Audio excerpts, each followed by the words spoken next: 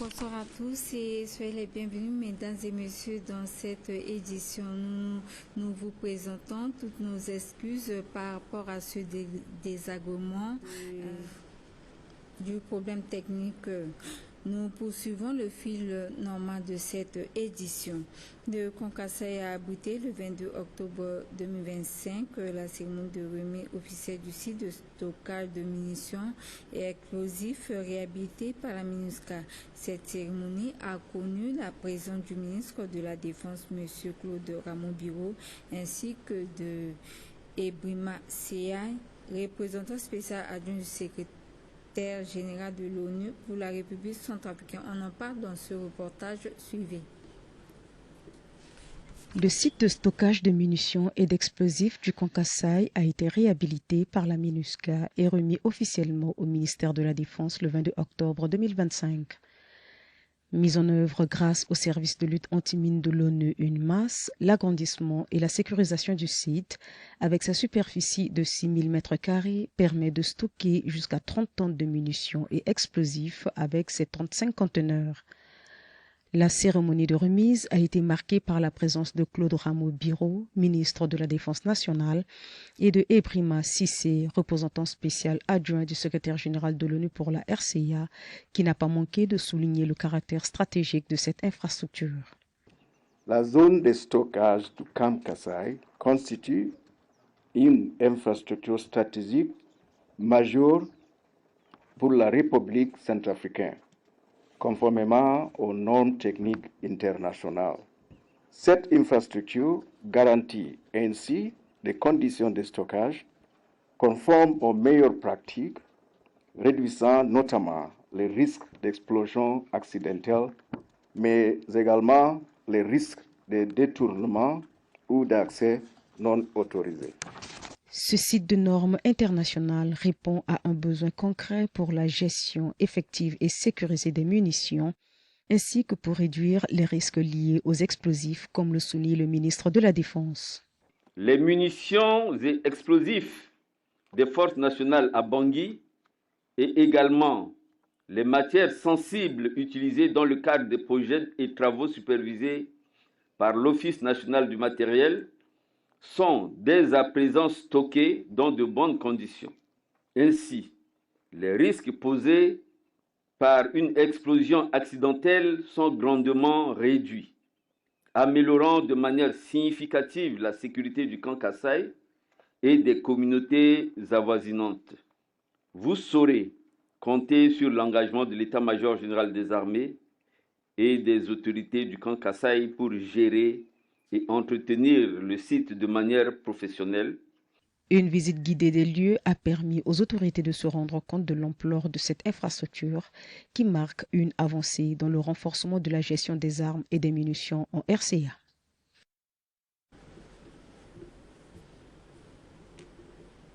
Suite à l'incident qui s'est produit ce matin au lycée d'État des Rapides et qui a entraîné des coups et blessures, le membre du gouvernement Laurent Sissa Magalé, assurant l'intérim de son collègue, le ministre d'État à l'Éducation nationale, Aurélien Saint-Plus Kongbezingas, sort de sa carapace pour éclairer la lanterne de la population. Il était au micro de Jeanne Berny-Lacoué et Advin Fernandez Bombari suivi.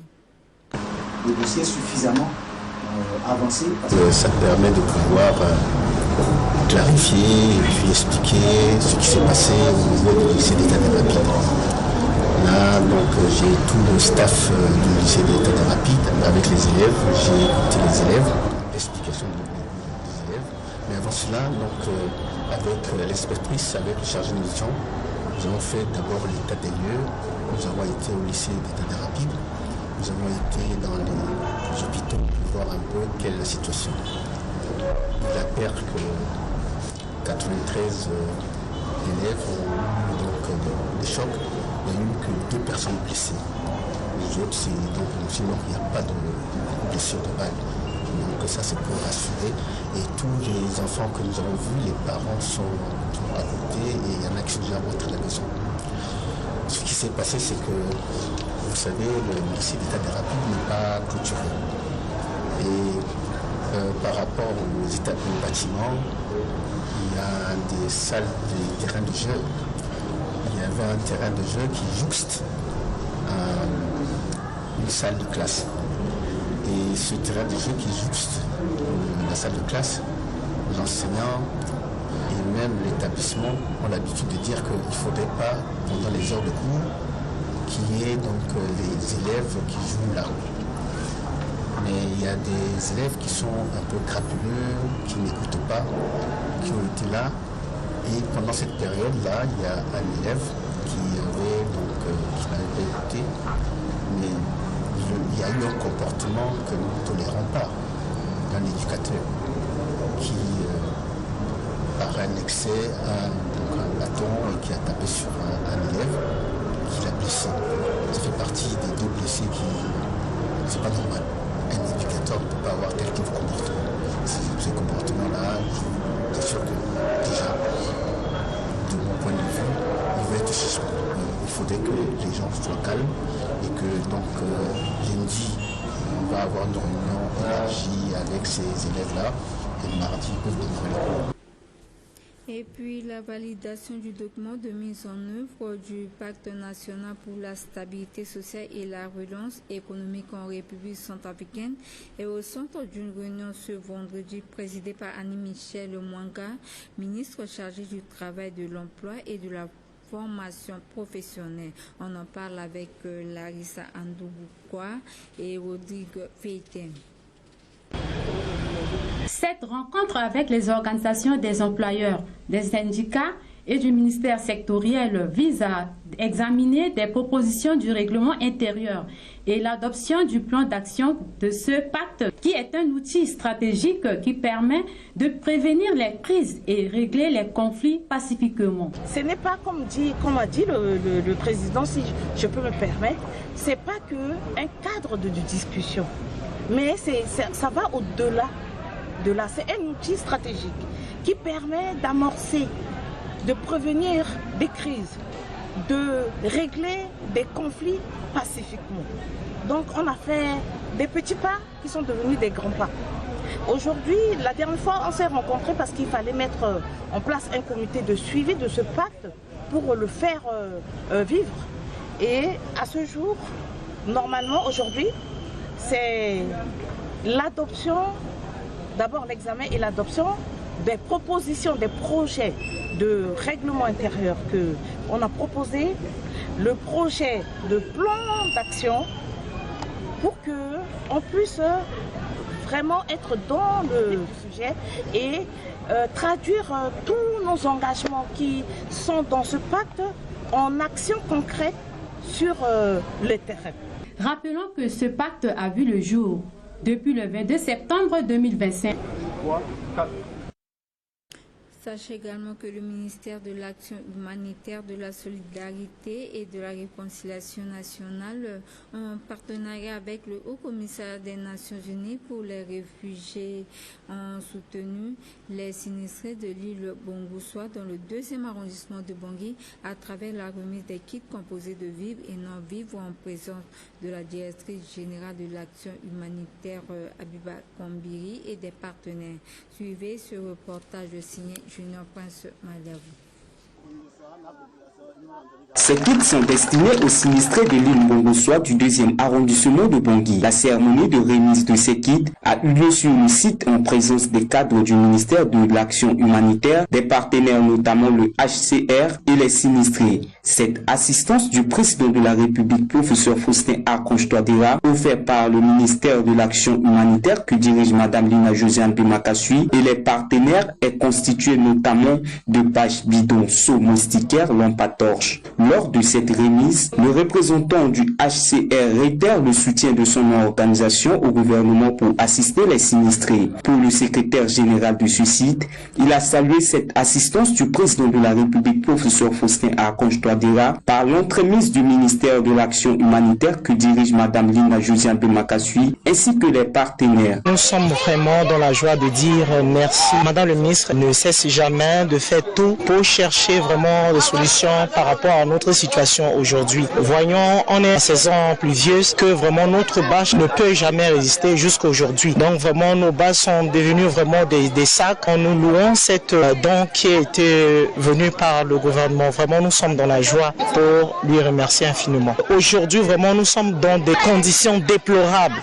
Voyons comment on souffre aujourd'hui. Il n'y a pas de latrine et vous voyez vraiment notre conditions aujourd'hui sont déplorables et nous continuons à lancer cet appel aux partenariats qui veulent venir à notre aide pour nous soutenir dans cette condition où nous nous retrouvons. Ensemble avec le conseil du chef, les délégués du site, nous avons pu enregistrer tous les sinistrés au nombre de 138 ménages. Le président de la République, professeur Faustin Archange Touadéra, en sa qualité de père de la nation, par l'entremise du ministère de l'Action humanitaire que dirige Madame Lina Josiane de Makasui, soutient toujours les sinistrés des catastrophes.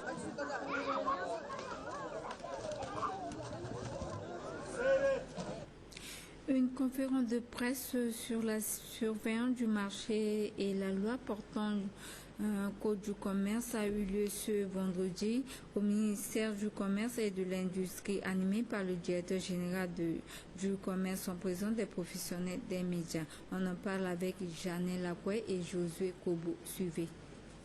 Après ce brillant exposé présenté par le directeur général au ministère du Commerce et de l'Industrie, M. Aristide Penga, une étape de questions-réponses s'est offerte aux professionnels des médias sur la quintessence de la surveillance du marché et la loi portant Code du commerce, permettant d'une part au ministère de sensibiliser son sujet, qui n'est autre que les commerçants, et d'autre part aux partenaires de s'adhérer à ces quelques principes vulgarisant le secteur du commerce en République centrafricaine. C'est pour mission de veiller à la santé du consommateur. À travers les produits qui sont mis sur le marché, nous devons nous assurer que ces produits-là ne vont pas nuire à la santé de la population. Donc voilà à peu près l'ensemble des activités qui sont dévolues au ministère du Commerce en termes de surveillance du marché. Donc maintenant, en termes de mission de contrôle des documents administratifs, au courant des 3 derniers mois, nous avons effectué plus de 5 ou 6 contrôles sur le marché au niveau de Bangui, Bimbo et Begwa. Et ce travail que nous faisons ici est relayé également dans les régions. Parce que nous avons les directeurs régionaux qui font également ce travail. Ils font le travail dans chaque région pour contrôler les documents administratifs, ainsi de suite. Donc, nous, comme je l'ai dit, nous avons effectué toutes ces missions-là. Au cours de ces missions, nous avons décelé des infractions. Il y a des opérateurs économiques qui commettent des infractions. Et ces infractions se résument beaucoup plus à la non-possession de documents les autorisant à faire le commerce. Par exemple, quelqu'un se lève un jour et il vient, il ouvre un kiosque, un truc, où il va soit au niveau du registre du commerce et du crédit immobilier, il a son document et il pense que c'est déjà tout. Ou quand il paie les impôts, il pense que c'est déjà l'essentiel. Alors que ce n'est pas tout. Il y a un certain nombre d'autres procédures qui doivent être menées. La personne doit se rapprocher du ministère du Commerce et de l'Industrie pour obtenir l'autorisation commerciale ou l'agrément quand il s'agit d'un étranger, et obtenir aussi la carte professionnelle de commerçant et faire en sorte que les autres réglementations soient suivies. Parce que, voyez-vous, le commerçant, quand il s'installe, il doit respecter un certain nombre de réglementations. Par exemple, les prix. Quand je vends, je dois mentionner les prix. Les prix doivent être marqués d'une manière lisible pour que le consommateur, quand il arrive, qu'il puisse savoir que tel produit se vend à tel prix. C'est pour éviter que le commerçant ne vende à la tête du client. Parce que parfois, vous voyez, quelqu'un peut voir quelqu'un qui arrive en veste, cravate et autres, on se dit celui-là, il a de l'argent, il a assez de moyens. Pour un produit qui devait coûter 10 000 francs, on va lui dire c'est 15 000. L'exercice dit questions-réponses précise à présent le bilan à mi-parcours en ce qui concerne les activités réalisées par le ministère du Commerce et de l'Industrie pour le bien-être de la population.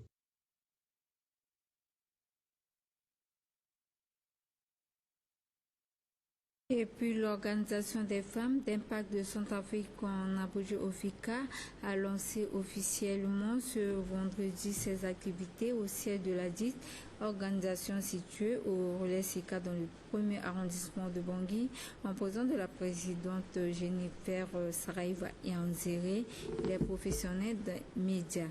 On en parle dans ce reportage signé Martinez Gaillot et Cheryl Malimbas. Dans ses propos, lors de ce lancement officiel, la présidente de la dite organisation a signifié que ce lancement devenu effectif, c'est suite aux recommandations fortes des femmes issues de la première assise internationale des femmes d'impact tenue à Bangui du 1er au 4 octobre 2025. Elle en a profité de rappeler l'objectif de OFICA qui vise à donner une voix aux femmes centrafricaines, à promouvoir leurs droits et à les soutenir dans leurs initiatives. Suivez ces propos recueillis à la fin de cette cérémonie de lancement. L'Organisation des femmes d'impact de Centrafrique a pour but d'accompagner les femmes d'impact, les former, les rassembler déjà sur cette grande plateforme. La première assise a été un succès et il fallait une continuité. Donc aujourd'hui, l'organisation prend juste le relais par rapport à la PFI qui est l'assise internationale. Et normalement, l'objet, on va dire, phare de l'organisation des femmes d'impact de Centrafrique, c'est vraiment la mise en place du fonds de solidarité de la femme centrafricaine, qui sera vraiment mise en place par l'organisation des femmes d'impact de Centrafrique. L'organisation des femmes d'impact fait partie des recommandations fortes à l'issue de notre assise, la première assise des femmes d'impact de Bangui. L'organisation est juste là pour accompagner et surtout pour mettre en place le fonds de solidarité de la femme centrafricaine, qui fait partie des recommandations fortes de notre assise. Nous sommes là pour accompagner les femmes et aussi pour les former, pour les recenser, parce que vous savez, il y a beaucoup d'associations des femmes aujourd'hui qui sont peut-être non formelles. Donc nous sommes là aussi pour les normaliser, essayer de les accompagner, surtout de les former. Il est à noter que le lancement de OFICA a également connu la présence des différentes associations féminines. La fabrication des engins et pesticides biologiques, c'est autour de cette thématique que la Chambre d'agriculture et du tourisme, en collaboration avec la coopérative des femmes performantes de Centrafrique, a organisé ce vendredi à 200 Villas un atelier de formation au profit des agriculteurs. Le coup d'envoi de cette formation a été donné par le représentant du président de la Chambre d'agriculture et du tourisme, Albert Akamasso. Le point avec Obed Koyamele et Albert Bombari suivi.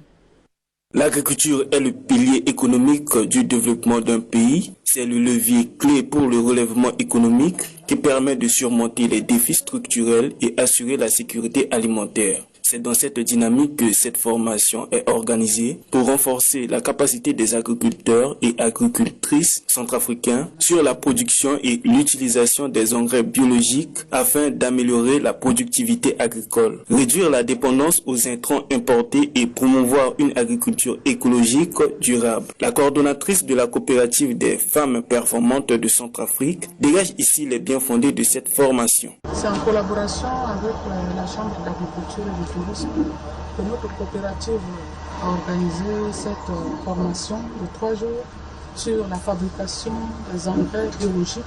Nous avons commencé cette formation en ligne depuis pratiquement 4-5 mois et comme beaucoup de nos producteurs n'ont pas accès à l'Internet, nous avons sollicité la présence du formateur à Bangui.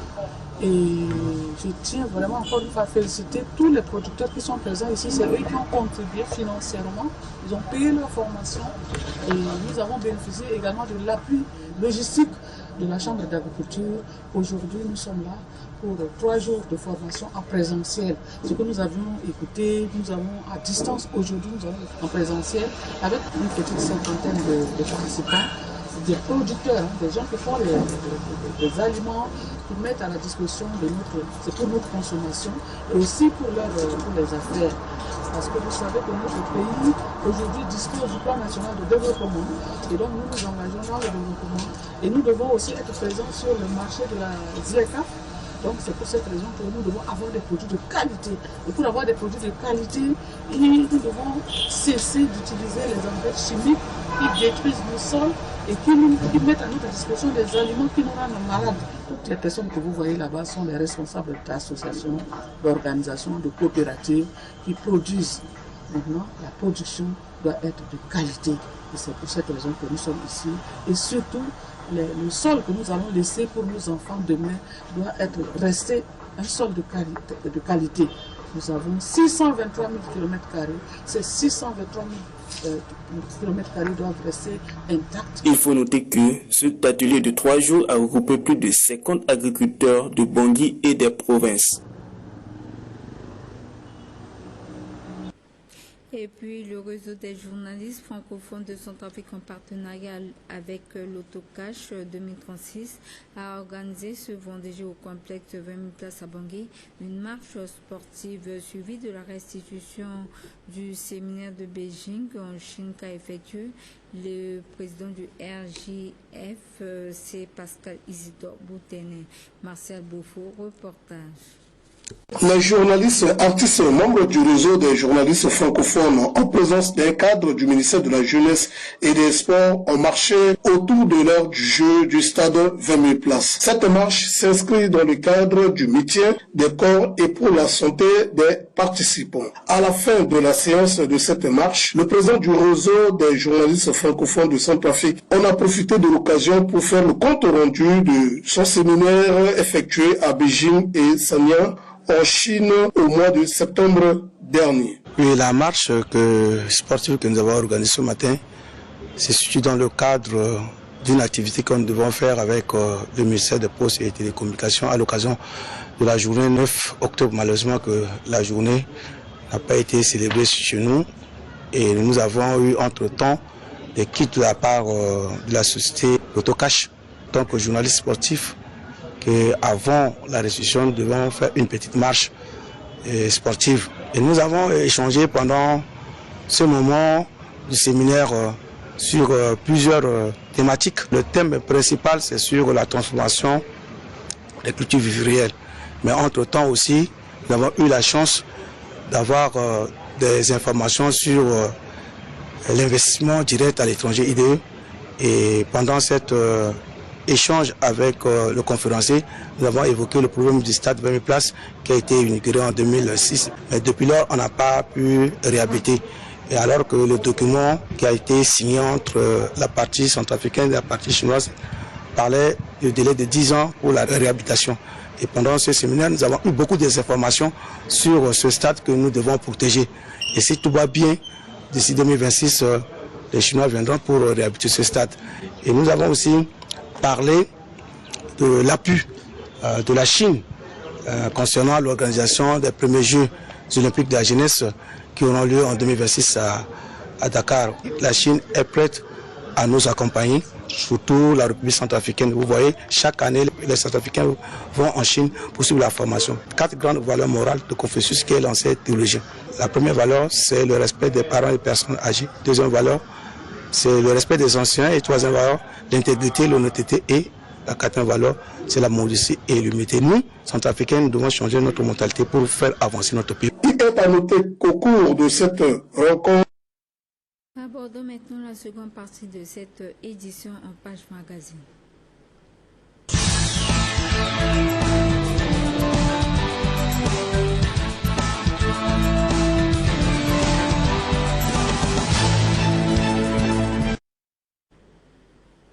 En page magazine, sachez également que le ministre des Mines et de la Géologie, Rufin Benam Beltungu, a lancé officiellement samedi dernier 3 permis d'exploitation industrielle de petites mines dans la sous-préfecture de Gomboula, en présence du gouverneur de la région de l'Équateur.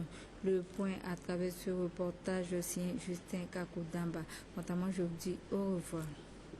La République centrafricaine regorge plus de 470 indices miniers et 510 indices minéraux à travers la vision politique de son Excellence le professeur Faustin Archange Touadéra, qui s'est engagé à faire de l'industrialisation son cheval de bataille. Car nul n'ignore que depuis plus de 60 ans d'indépendance, la production minière est essentiellement artisane et ne contribue pas de manière significative au développement de notre pays.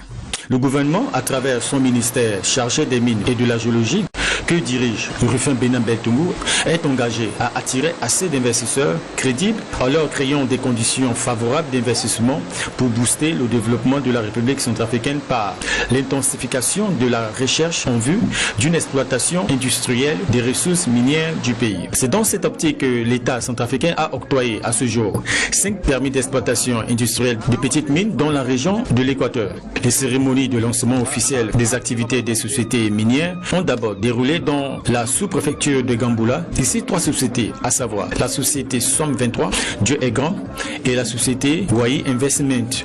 Dans leurs études de faisabilité, ont mis en évidence chacune une réserve qui permettra de produire entre 50 et 60 kg d'or brut chaque mois, soit près de 2 tonnes d'or par année pendant au moins 10 ans.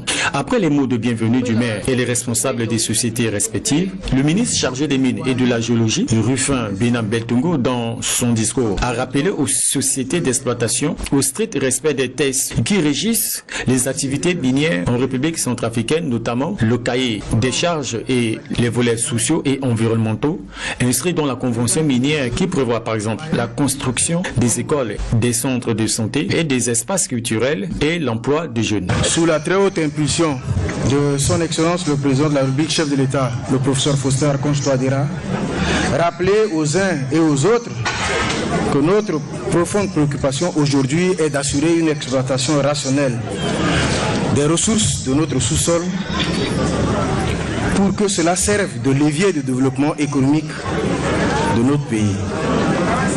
Cette volonté politique est née d'un constat amer que peut faire tout observateur qui arrive pour la première fois dans une zone minière. L'écart alarmant entre les ressources produites et le niveau de vie de la population qui y vit. Les ressources minières doivent profiter premièrement à la population. C'est dans ce contexte que dans la nouvelle constitution du 30 août 2023, il a été clairement rappelé que le sous-sol centrafricain appartient aux Centrafricains.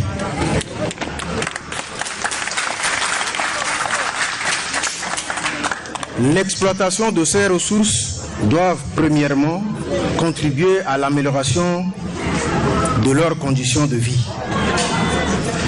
Il me paraît important de relever que les zones qui ont été attribuées à ces sociétés présentent des atouts fortement minéralisés en or qui doivent contribuer à son développement, surtout que cette ville se situe à la frontière. Je voudrais vous rappeler que pour vous permettre de tirer profit pleinement des retombées de ce projet, vous devrez assurer sans faille la sécurité du personnel et du matériel de ces sociétés. Je vous exhorte donc à contribuer efficacement à la réalisation de ce projet, car l'avenir de nos enfants en dépend grandement. Je voudrais rassurer toutes ces sociétés que le gouvernement ne ménagera aucun effort pour assurer la sécurité de leurs sites, de leur personnel et favoriser les conditions de la réalisation de leurs projets. Car la République centrafricaine a besoin de profiter pleinement de ses ressources. C'est par rapport à la vision du chef de l'État et puis par rapport à la vision qu'il nous a dit, il voulut que les jeunes gens évoluent dans les domaines, raison pour laquelle et puis on a décidé aussi, ce n'est pas que les étrangers qui peuvent venir dans notre pays pour créer la société. Il nous a dit aussi par rapport à ces initiatives, on a décidé pour créer la petite mine. Par rapport à ce que le ministre nous a dit et par rapport à la convention qu'on a signée, on a au moins 150 jeunes qu'on a recrutés pour le travail. On travaille en collaboration avec l'équipe de mines.